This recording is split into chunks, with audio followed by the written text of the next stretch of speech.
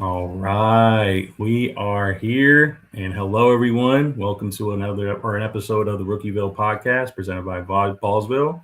I am JoJo on Sleeper. I am joined by the fresh off a Super Bowl victory over here, Yeah, Mr. Tennessee Nick. How are you feeling, buddy? Are you off your high horse yet? Or are you still parading around the house? still parading around the house, getting excited for the combine, and then I'll hit hard that it's the new season. So hopefully going into 26, the Seahawks start pretty well. So everyone, I mean, you can see the hat I'm wearing. We got the Super Bowl champions, or I guess that way with my hand, and then we got the number one pick over here. So we got polar opposites over here in this Yeah, pod.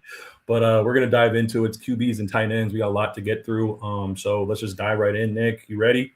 yeah, I'm ready now. All right, man. So let's we'll go ahead and tech lord over. Look at that. Oh man, look at this. I thought we were rookies over here. You got this already unlocked, man. I love it. All right, so Yeah, we're gonna start with the top tight end, at least on both our boards, is Kenyon Sadiq.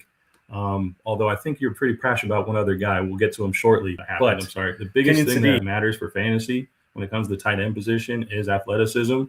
I feel like he's going to test off the charts. You were just referencing the combine. If he does test, I don't know who's actually truly testing, except I know one thing: Fernando Mendoza is not going to be throwing at the combine. Just got that alert earlier, but his yak ability is showcased on several pieces of tape. My favorite things to watch from him was the last year's Big Ten championship against Penn State, the 2 touchdowns he had there, the USC game from this past season, probably the most like all around game from what you would watch from a up and coming prospect. Should be a day one pick. I personally don't think he's round one material, but I think at a team need he will be. So go ahead if you have anything to add, or you can go into weaknesses or things, red flags. Yeah, I think he could definitely slide into the first round. I mean, there's some teams in need of a tight end, and he's a vertical threat. He's got good hands. So he only has about 6 drops. I mean, drops aren't good, but six out of, I mean, how many ever games he's played in the 2025 season? It's not super bad, but yeah, I mean, rolling on to the next guy. This is a guy I'm really high on, Eli Stowers. Mhm. He came over from New Mexico State with Pavia. Before that, he was actually a backup quarterback at Texas A&M, so he has experience throwing the ball, and that's why I think he would be a good fit.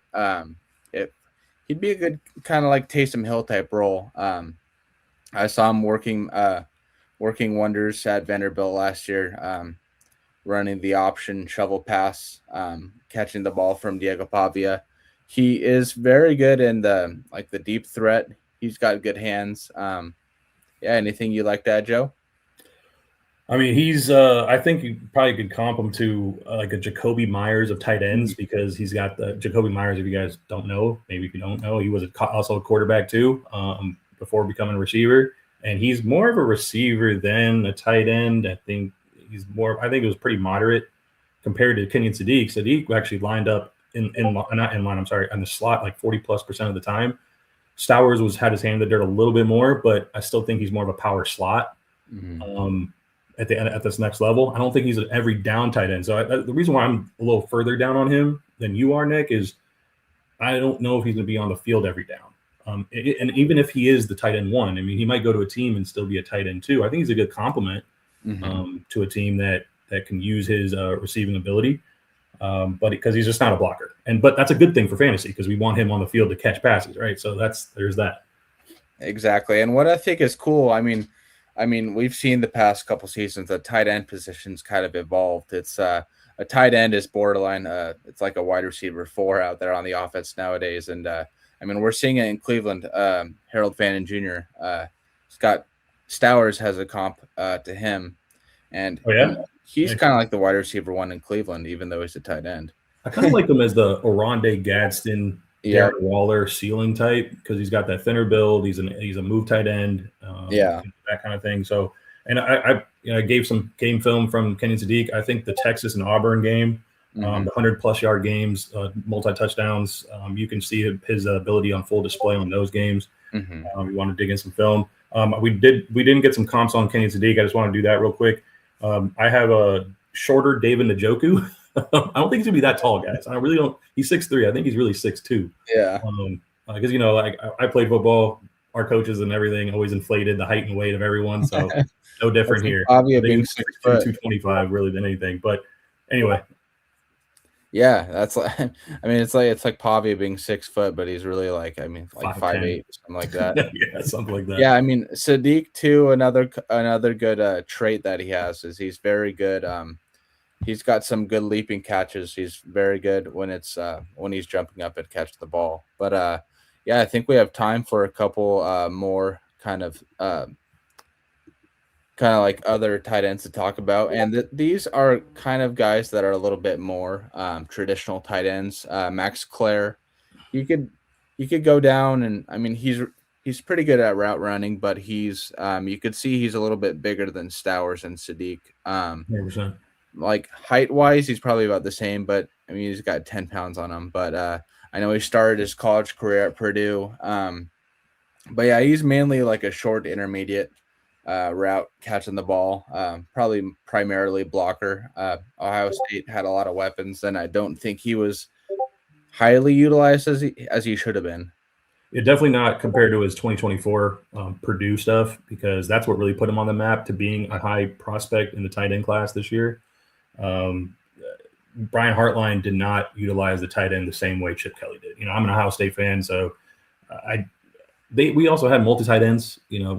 Kesmerick was our blocking guy, and then Bennett Christian was on the field getting some run, but like he just wasn't on the field enough to really kind of showcase what he can really do. But if you turn on any Purdue tape, if you want to type in Max Clare Purdue, you'll see exactly why scouts are raving about him and why you can help a team. And even for fantasy, it's just like he's reliable. He's a very reliable guy, sure hands.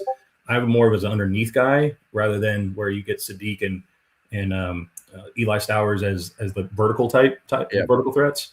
So he's more of a Cole Kmet, Dalton Schultz kind of vibe to me. I think his ceiling, it can be a Zach Ertz. So, I mean, he could adapt his game to being more in the mid-range, but I think he's just really that check down guy for now, and then also get his hand in the dirt too. So, yeah, me too. It just came to me, a good comp that I have to him was Jesse James back in the day. Yeah, he's a pretty good tight end, but yeah, I mean more of like a traditional type role. Whereas Sadiq and Stowers are more like Jonnu Smith type tight ends, where they're definitely Jonnu Smith or Sadiq. Like the build is like a Jonnu Smith. They're both kind of short, but they're stocky. So yeah, the build is definitely like a Jonnu. Yeah, I'm excited to see what they're going to do this season. And one guy we'll get to really quick, I was watching some highlights of him earlier, is Michael Trigg out of Baylor. I know he's in a USC jersey here, but yeah, he's another guy. Portal, man, it's crazy. Yeah, he's another guy that I think JoJo and I were talking earlier. He's kind of got some off the field issues. I know he's a rapper. That doesn't have anything to do with it. So I'll have to check out his beats after this. But yeah, he's a pretty good vertical threat. He could catch the intermediate short ball as well. He doesn't get tackled easily. He's got some pretty good mitts. Yeah, he's the off-field stuff is really what's going to probably bring down his draft capital, I think, at least in the real NFL draft. I think he's more of a round 3-ish, round 4 in the rookie draft dynasty stuff. But if you're kind of looking for upside, this guy hits the nail on the head with that, just because of what you could be chasing with his receiving ability. To touch on his off-field issues, I mean, he had a suspension in 24. Even before that, I think Lane Kiffin dismissed him from Ole Miss. He got into it with the AD at Baylor in 2025. So it's like every single year he's just had something go on. Yeah. So, I guess that can also keep him off the field. So opportunity again with him is like Eli Stowers. Is he going to be on the field enough to actually matter? So, but big play threat, red zone, you name it. He got a big catch radius. Obviously got the big frame. So that matters. And he's a good athlete. So again, athleticism does translate at the tight end position. Yeah. I mean, it's just going to get harder, and coaches aren't going to be wanting to put up with that type of attitude in the locker room. So, and I guess one last thing before we go to QBs is I got a Jordan Reed ceiling comp for him. Remember Jordan Reed from Redskins? So, but more base, I would say like a Gerald Everett. Irv Smith, he never really put it together, so I guess that's like the bottom floor. But I like kind of giving comps in like different areas of what they could possibly be in the future here. So yeah, for sure. All right, let's go to quarterbacks. That's what everybody wants to hear. So we'll start with Fernando, Mr. Las Vegas. I'll let you lead it off, Joe. Of course, I got to. This is my future QB over here. Honestly, Nick, I was not sold on him. Partly because I'm competitive, right? I told you I'm a Ohio State fan. Big Ten, like this guy's Yeah. kicking Oh our yeah. team's ass. So I kind of wanted to hate him. And he's corny. The whole just I just couldn't get behind the interviews at the end of every game. But I realized that this guy could be my quarterback, so I had to start liking him a little bit more. But no fault to him, man. He's who he is. Who he is. He doesn't change. So Absolutely. that's a plus. My comp with him is a Jared Goff with Ryan Fitzpatrick, because he went to Yale, or at least he applied to Yale, and then he went to Cal. You got to have some brains there. But with a Tim Tebow charisma with all the his interviews and stuff. So, but his Jared Goff is really kind of his comp, but more athletic. Yeah. He's just not a pure runner, scrambler, but he gets the job done when he does run. He's going into a system, though, Clint Kubiak, play action pass. They didn't do it all that much because he was always in shotgun or pistol. So that's a little interesting of how he works under center, but he got the weapons to do it. But the biggest thing is the O-line. He took a lot of sacks, even in the CFP going against top-tier talent. That worries me because we saw Geno get just beat up throughout the entire year behind that O-line. So if that O-line does not get fixed, I am not sold on him being a top 15 selection in best ball, redraft, things of that nature. I think he might be further down because it's just going to take some time for him to build that lineup. So that's my fantasy take there. But I hope he's great in year one. Yeah, I mean, as an Oregon State fan, I remember watching him when he was at Cal, and I was like, man, this guy's going to be a good quarterback. And since you were hinting on that play action, I think because I know Oregon State, they run more of like a pro style, so I think they do in Cal as well. Again, don't quote me on that though, but I mean, he has 3 years collegiate starting experience. I mean, he's a very smart guy. I actually think he got his degree at Cal before he transferred to Indiana. But yeah, he's got really good, really good deep ball accuracy. Yeah, but I think his bread and butter is like that short to intermediate passing. He does take a lot of sacks, but I mean, he doesn't shy away from taking a hit. So I'm Not at excited. all. He's against Ohio State, right? Yeah, I thought he was going to be out that game, but oh yeah, and he stayed in, man. that last drive when Tough, he like tough snuck the ball. SOB. Yeah. The one thing too, you touched on it because we're going to touch on the next guy right now. We're going to move over, I'm sure, but is the experience factor because right now that translates right now, right? For sure. Bo Nix, like it comes right away. This guy's the polar opposite. Mm-hmm. Ty Simpson, the 1 year starter. So inexperience probably his biggest red flag. And it's a tale of two seasons really with him, in my opinion. He started off the year super hot, Heisman candidate, Heisman race. Even Kirby Smart was raving about him like he's the hottest QB in the nation, this, that, and the third. And then I guess he hit a wall, right? He looked flustered. He kind of just didn't know what he was doing out there. They lost some games they should have won. But there's some good tape out there. I would say the Georgia game, the South Carolina game was a comeback win. Mm-hmm. Wisconsin game against inferior competition, but it was a complete game, utter domination. So I comp him Bo Nix to Brock Purdy ish, and like a little bit of Daniel Jones when it comes to the physical traits that he possesses. So he gets the ball out quick, pro style preparation. So I think he's going to be okay. I don't think he's a year one starter. I think he'll also be in the first round, but out of need, I don't think he should be. I think he's a day 2 pick, to be honest. Yeah. I think he'll definitely be a backup for at least the full year. Hopefully he's not given the Justin Fields experiment and gets started right out of the gate. That'd be the worst for him. But yeah, I mean, Alabama, they look like a total different team the first half of the year, and then I don't even know what happened. It's similar to LSU, but his inexperience showed, and I think he was running for his life pretty much the whole second half of the season. But I think his best landing spot would be Pittsburgh. Sit under somebody like Aaron Rodgers, or if they put Will Howard there, and then he could just fill in the shoes of a starting quarterback like a season later or so. But yeah, I mean, it's not that deep of a quarterback class. I think it's Fernando. I mean, Ty Simpson if you need depth, but if you have that pick and you're looking to take a quarterback, I'd punt. So would you take him? Because right now I think initially for rookie drafts, would you take him at between the 108 to the 112, or would you? And I'm assuming that there's a QB need. Like maybe you have two quarterbacks. Maybe the second guy is kind of in that 25-ish tier. So you're like kind of looking at like a who is it? Who's in like the 25-ish tier here? Let's say you have Kyler Murray or Tua right now, like as your second quarterback. Are you taking him in that back end of the first if you have that, or are you kind of just maybe loading up another position, looking to trade? What are you thinking? I'd probably see. I mean, I'd probably see what happens after the combine and see where the stock moves. Because I mean, our rankings now will be different than what they will be in like a month. So it all depends on need. If you need a quarterback, maybe see if you have like a high second, like maybe like a 2.3 or 4. But if somebody better comes along, kind of like somebody like, I don't know, Jeremy Bernard climbs up in the rankings and he ends up being like a diamond in the rough. I don't know him a lot. We're gonna be touching on him for sure in future episodes, so stay tuned for that, everyone. Yeah, I don't know if I'd necessarily draft Ty Simpson in the first round if I had that. I'm gonna be faced with that position a lot because I'm in some dynasties where I'm in the that back half or back later, quarter of the first round. And I was like, I don't know if I trust him to waste a first round pick on him. I even say waste at this point too. So. It's definitely a conundrum. So I think we have a little bit more time. A little more time, yeah.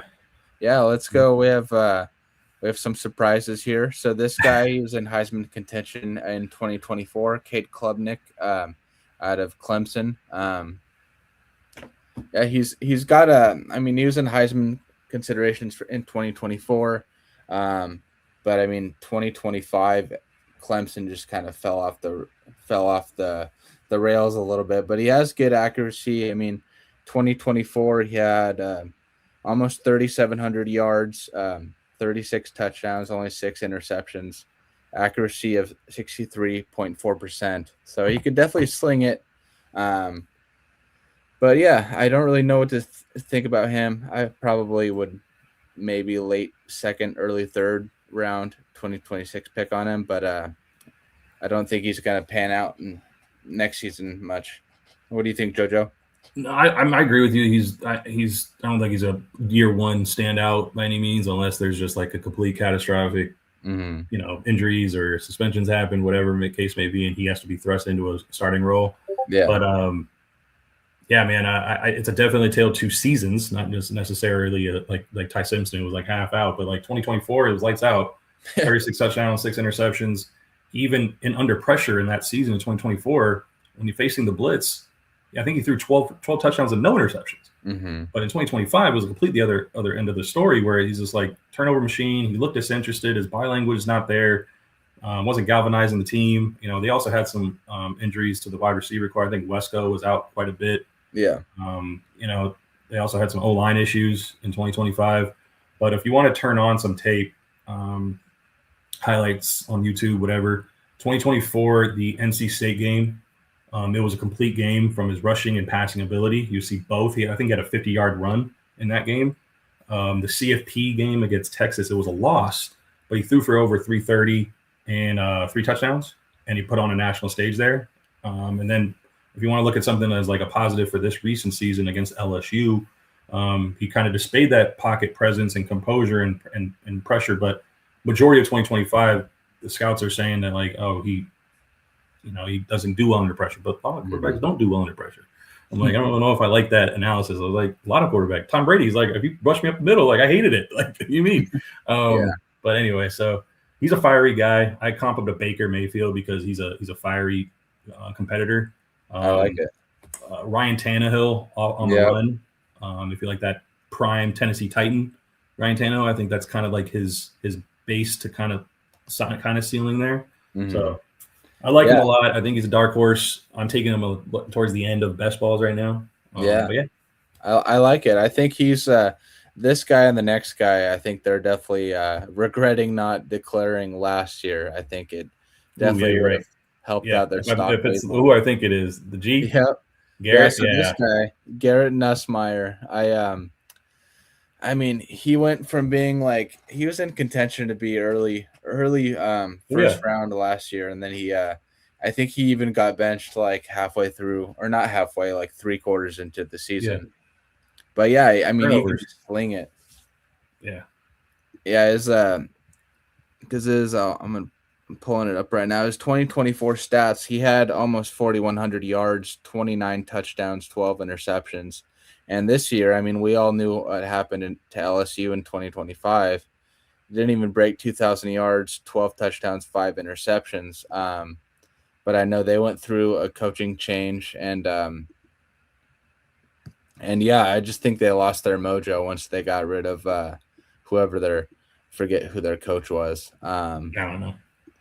Yeah, it was just it was a shock, but I think he definitely could sneak in probably the mid to late second round. I think he will probably be fighting for a job in a year or two. I think 2024 Garrett Nussmeier isn't done just yet. I think last season might have been just a fluke. What do you think, JoJo? Yeah, I mean, it's kind of like Kate Klubnik in a way too, because I mean, they Yeah. both were supposed to be top end of this year for sure, but that sometimes things happen, right? So, Mm-hmm. um, like you said, the tools are definitely there. He's just got to put it all together mentally. I think now after rebounding from a season like he just had and proving to Yeah. NFL that he can be a quarterback, you can see the height and weight. I think he's just really undersized too. So I Mm-hmm. think just that is also a question mark. He's 24 years old already. I think he's probably one of the older quarterbacks in the draft Yeah. class this year. His dad is Doug Nussmeier, the OC for the New Orleans Saints. So you know that he can run an offense. He's been around football a lot. I think he'd be good backup quarterback for most of his career unless he can exceed expectations. Mm-hmm. Yeah, I think another player that I'm kind of concerned about that they wanted to stay in college another year is Dante Moore. Hopefully his 2026 season at Oregon doesn't end up like a Nussmeier or Or Klubnik. Klubnik. Do you have any of those worries? Yeah, it's definitely a worry. It's a gamble, but the NIL is changing things. You know, he said Yeah. the money that he's going to make in staying in college is similar to, I guess, just what he can make in base salary as Yeah. an NFL player. I don't get it when people say that because I'm like the signing bonus is far exceeds the NIL money in my opinion. But Mm-hmm. what do Well, I know? Obviously, there's exactly. something going on that makes him want to stay, so I don't get it. And it's like, I mean, would you want a big chunk of change now or lots of chunk and change over like 30 years? For me, I would take the longer length of time, but I know some of these players once they get paid, it's like money has different motives, you know.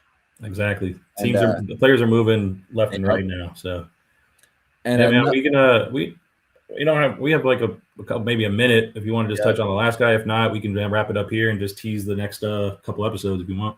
yeah, I'll just tease this guy real quick. I don't know, I haven't watched much about him this year, but Taylon Green, I know he's a quarterback for Arkansas. He's a good scrambler, but I wouldn't think too much of him unless he really performs in the combine. Correct. His Senior Bowl wasn't. It was less than disappointing.